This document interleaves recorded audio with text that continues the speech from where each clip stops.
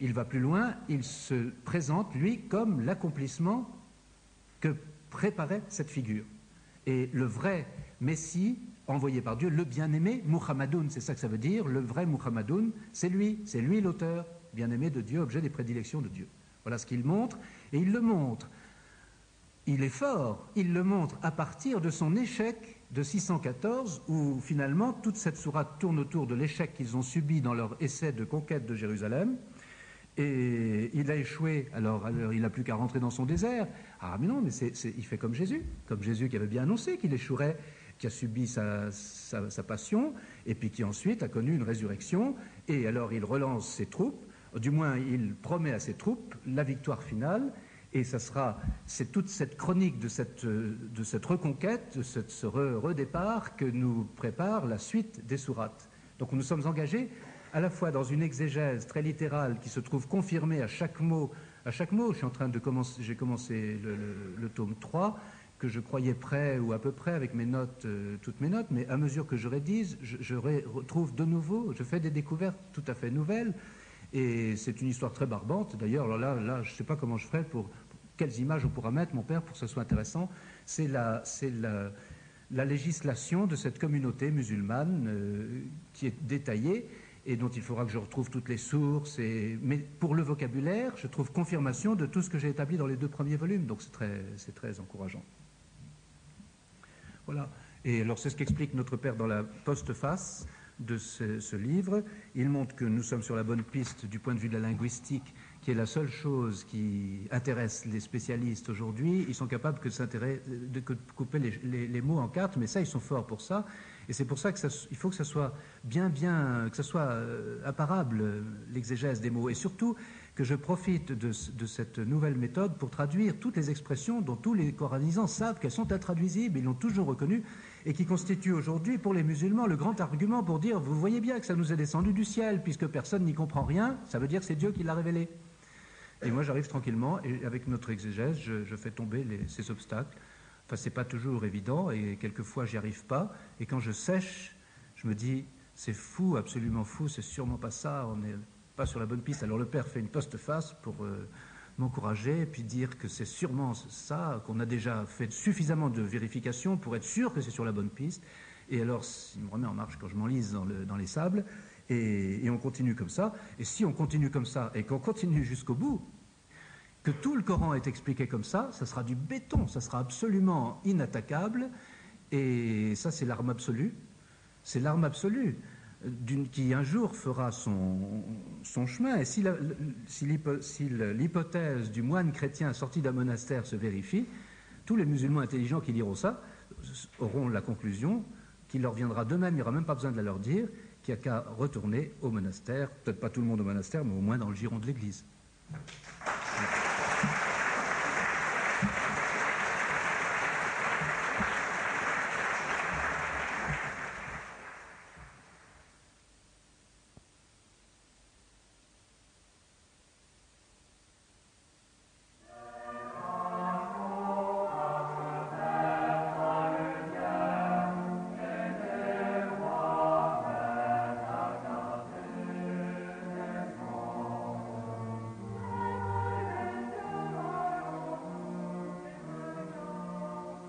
Voici donc que va paraître incessamment la traduction et le commentaire systématique des sourates 4 et 5 du Coran, c'est-à-dire le tome 3 de notre traduction, avec des retards qui se sont avérés providentiels, et je dois beaucoup aux corrections et suggestions de notre Père, auquel il a apporté un soin particulièrement attentif, grâce à ces retards, au beau milieu des pires soucis de cet été.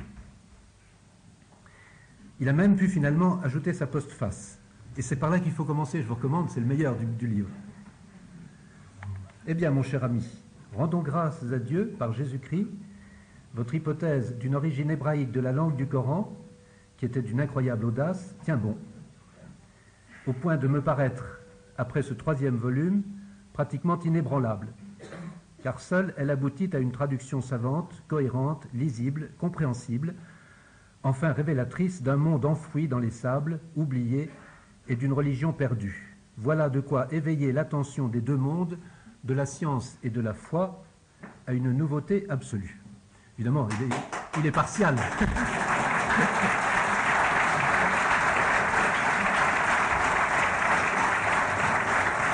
Alors, il me faut d'abord rappeler cette hypothèse, et premièrement, pourquoi cette hypothèse, l'expliquer, en quoi elle consiste, en quelques mots. Deuxièmement, si je peux, je vous expliquerai ce qu'est, à mon sens, la grande pensée de l'auteur du Coran. Et troisièmement, toujours si nous avons le temps, nous verrons comment nous reconstituons le fil de l'histoire, des origines de l'islam, des origines historiques. Alors d'abord, pourquoi cette hypothèse? D'où est-elle née? Bien parce que le Coran est sans origine connue. Avant le Coran, il n'y a rien. Il n'y a pas de littérature arabe.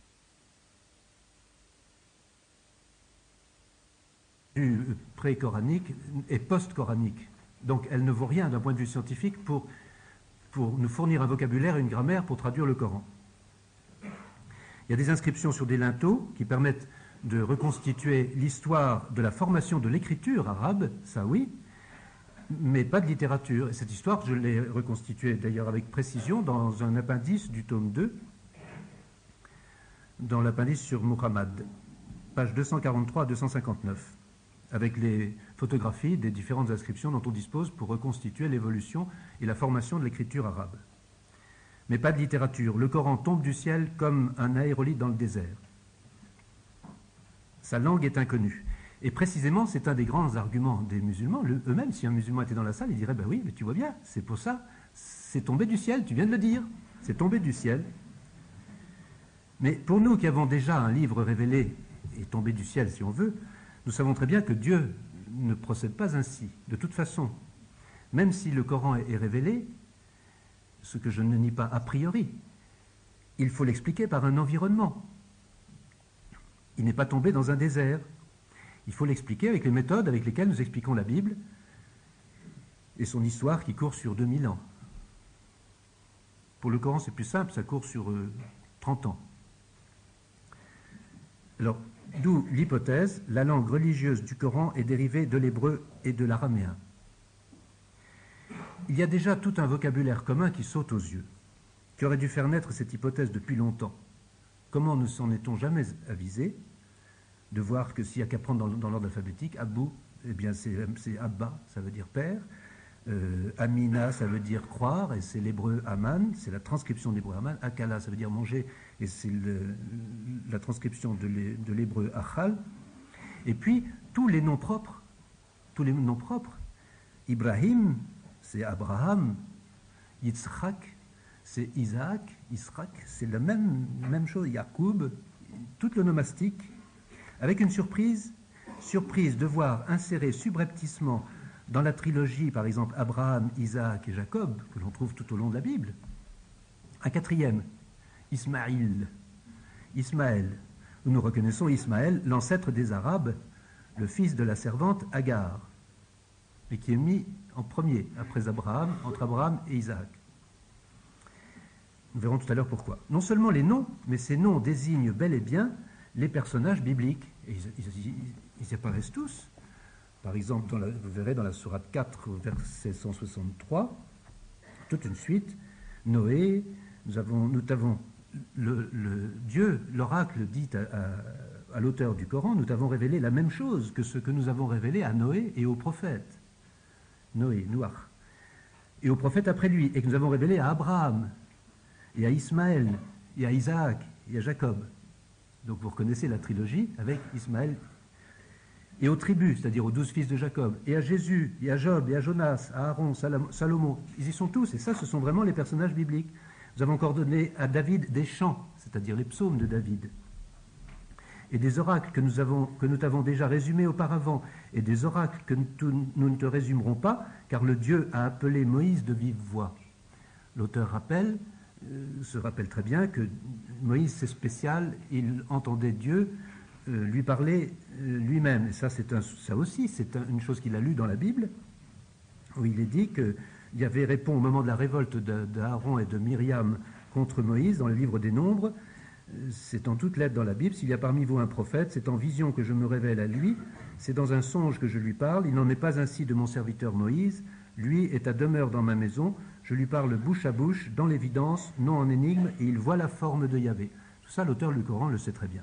Donc on est dans un monde connu, et c'est l'histoire des personnages bibliques qui est non pas transcrite littéralement, mais évoquée dans un but bien précis qu'il nous faut découvrir, comprendre, expliquer avec les méthodes scientifiques. Première chose à remarquer, entre Abraham et Ibrahim, la seule différence, si vous mettez les deux mots l'un à côté de l'autre, est dans les voyelles. Mais les consonnes sont les mêmes. Or, les consonnes seules comptent en langue sémitique, et elles seules sont primitives. Donc, pour procéder de façon scientifique, si je veux prendre le texte original du Coran, je dois supprimer toutes les voyelles. Vous voyez si c'est commode, des lignes entières de consonnes. Mais en fait, contrairement à ce qu'on pourrait croire, si l'on est familier de l'hébreu biblique, ça facilite les choses d'enlever les voyelles. Ça enlève une déformation. Ça fait voir, plus qu'une ressemblance, ça fait voir la transcription pure et simple. Par exemple, il y a un mot qui revient 2 fois, Allahumma. J'ai déjà étudié dans le tome 2, c'est la sourate 3, verset 26, et qui va revenir dans la sourate 5, donc dans le prochain tome. Allahumma, si vous enlevez, vous avez A-L-H-M, tout de suite, si vous êtes familier de la Bible, vous lisez Elohim. Elohim, c'est le nom donné à Dieu dans la tradition élohiste, dans le Pentateuque. Il y a 2 noms propres qui viennent dans les récits de la Genèse, des 5 premiers livres de la Bible. Dieu est appelé soit Yahvé, du nom propre révélé à Moïse, soit Elohim, et les exégètes partagent ainsi les 2 traditions qui font les 2 fils conducteurs de l'ensemble du Pentateuque, tradition yaviste et tradition élohiste. Ce mot Elohim, on le trouve dans le Coran. Je suis bien le premier à m'en apercevoir, mais ça m'étonne que j'être le premier. Et la preuve, c'est que même le père Lagarde, qui est le père Blanc, qui est spécialiste à Rome, à l'Institut pontifical d'islamologie, qui a fait des recensions de nos 2 premiers tomes, a reconnu que c'était une trouvaille. Il me fait des critiques dont je parle dans le...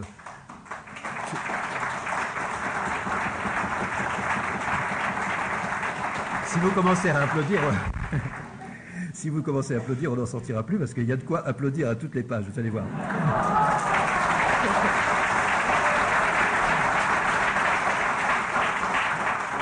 Donc, il a reconnu que c'était une trouvaille, mais il n'a pas vu les conséquences. Il ne se rend pas compte. Mais rien que de reconnaître ça, c'est déjà... il ne s'est pas rendu compte jusqu'où ça le mène.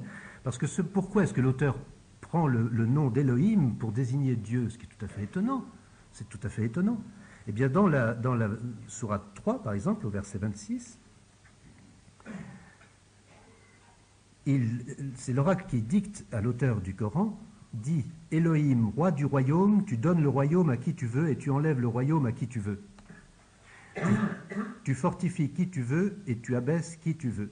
La délivrance est dans ta main. Quant à toi, tu es au-dessus de tout obscur. » Tout ça, c'est profondément biblique. Mais Elohim est le roi du royaume. C'est lui le roi du royaume.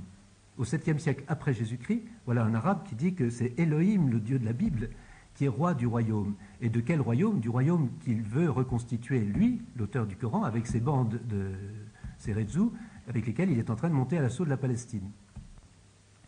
Et nous allons retrouver ce mot, ce nom propre biblique de Dieu dans la sourate 5, au verset 114. Alors là, c'est encore plus flagrant.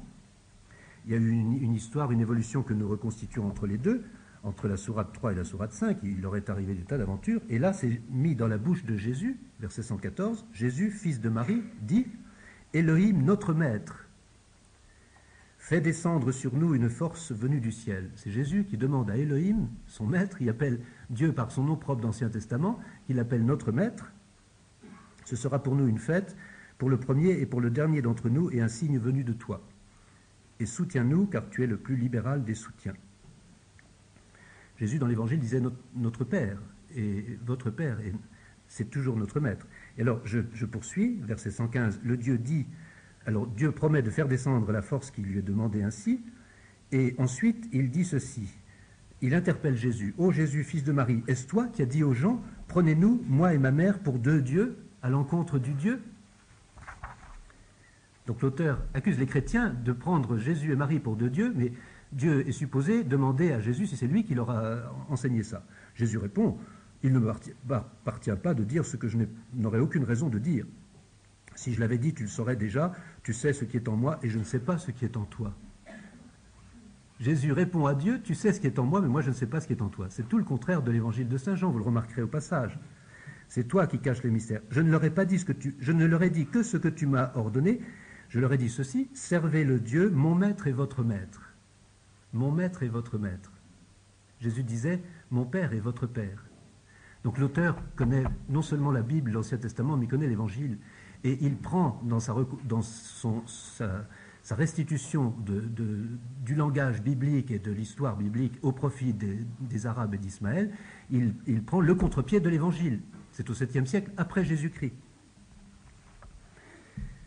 Ça, je ne sais pas si le Père Lagarde s'en est rendu compte. Donc ça me mène à ma deuxième partie, la grande pensée de l'auteur. Pour comprendre quelle est la grande pensée de l'auteur, revenons à un texte, à la sourate 2, au verset 124. L'histoire d'Abraham nous est racontée. Lorsque je vois Ibrahim, les 4 consonnes dont je vous ai parlé tout à l'heure, tout de suite, je vais chercher dans ma Bible, spontanément, pour chercher s'il y a un parallèle. Et je ne suis pas déçu. L'histoire d'Abraham nous est racontée à ce verset 124.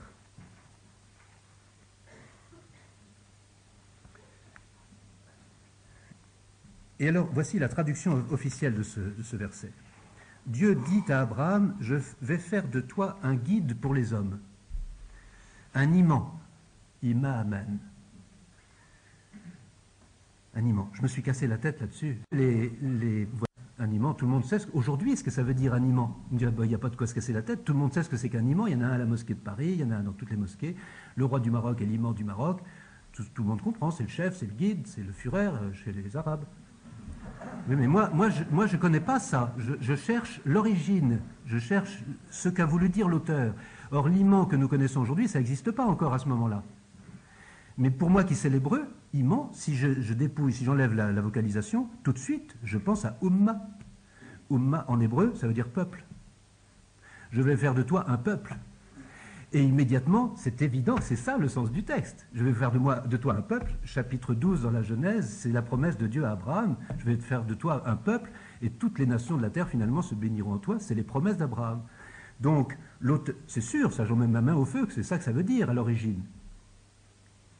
Et l'auteur continue. Il suit la Bible. Et moi aussi, j'ai le doigt dessus, j'ai la clé. Il raconte comment Dieu a fait alliance avec Abraham et Ismaël. Ah, ça, c'est pas dans la Bible, ça. Ça, c'est le petit coup de pouce par lequel il pousse le bouchon, comme disait mon professeur d'exégèse. Mais ce n'est pas faux. Ce n'est pas faux, remarquez bien, parce que dans la Genèse, comme le disait le même professeur d'exégèse qui m'a beaucoup aidé et suivi dans tous ses travaux, il me disait, allez voir dans Genèse chapitre 21e, verset 13 ou verset 20, Dieu dit, il console Abraham, qui aime bien sa pauvre Agar, qu'il est obligé de chasser dans le désert, il l'aime quand même, et ne t'en fais pas, je ferai aussi un grand peuple d'Ismaël. Et de fait, Ismaël a eu 12 fils, et les 12 tribus, les Arabes ont aussi formé les 12 tribus. Mais enfin, l'alliance a été faite avec Isaac et non pas avec Ismaël. Alors, mais l'auteur est en train de subrepticement donner la place d'Isaac à Ismaël. Ismaël, le fils d'Agar, ancêtre des tribus de l'Arabie du Nord. Toujours selon la Genèse, chapitre 25, versets 12 à 18. Et on en arrive au verset 126. Lorsque Eidha Kala Ibrahim Rabbi Ja'al Hadha Baladan Aminan. Traduction officielle. Lorsque Abraham dit à Dieu, Maître, Ja'al Hadha Baladan Imaman, fait de cette cité une ville sûre. Dans ce récit nous sommes dans le contexte de l'alliance de Dieu avec son fils, acceptons que ce soit Ismaël et non pas Isaac, tout d'un coup on nous parle d'une cité, un bled, Baladan. Baladan en arabe aujourd'hui,